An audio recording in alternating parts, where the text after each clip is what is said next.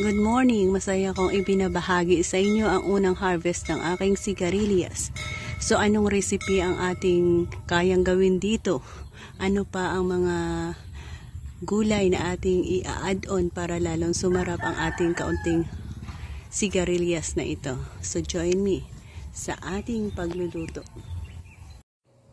Isa sa mga vegetables na ating isasahog sa reseping ating gustong ibahagi sa inyo ay ang ating bagong harvest na sigarilyas.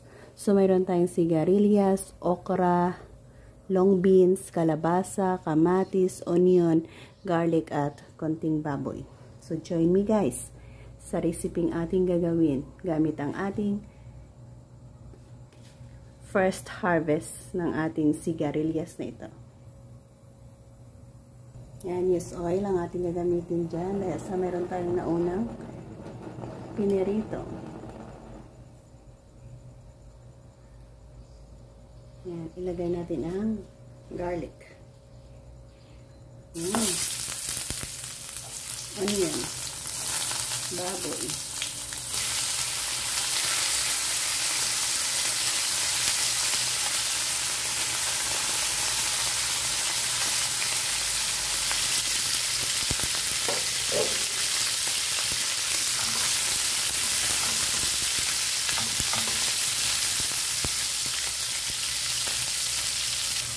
Sunod natin ang kamatis.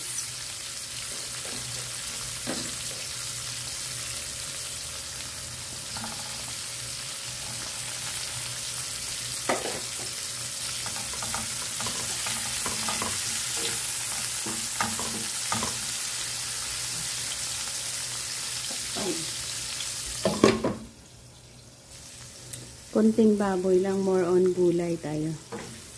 So, pampadagdag lasa lang ito. Lagyan natin yan ng tubig.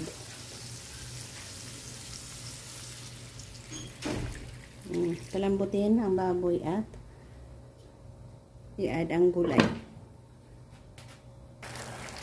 Yan, maglagay tayo dyan ng konting patis.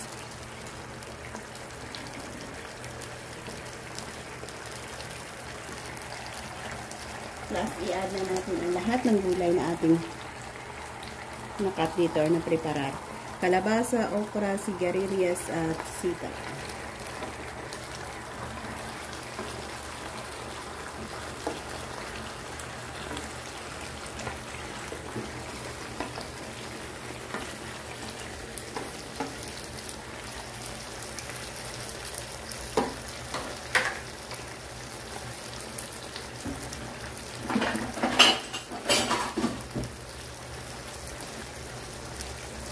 Sarap na naman ang ating gulay recipe dito.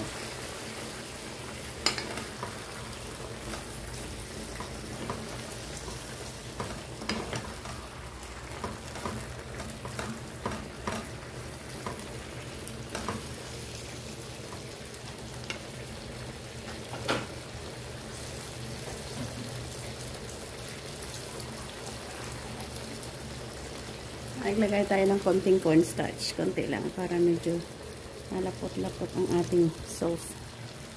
Plus asin.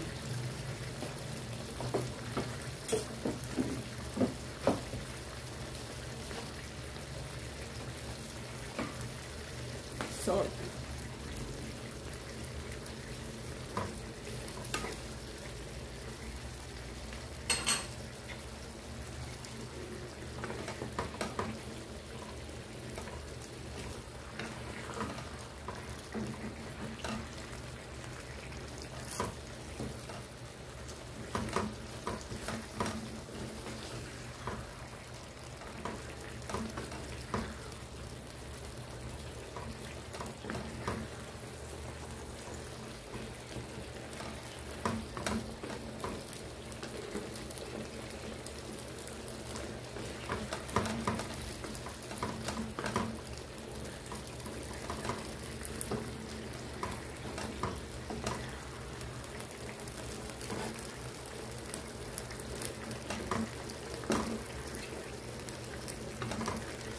Basta ganitong klaseng gulay.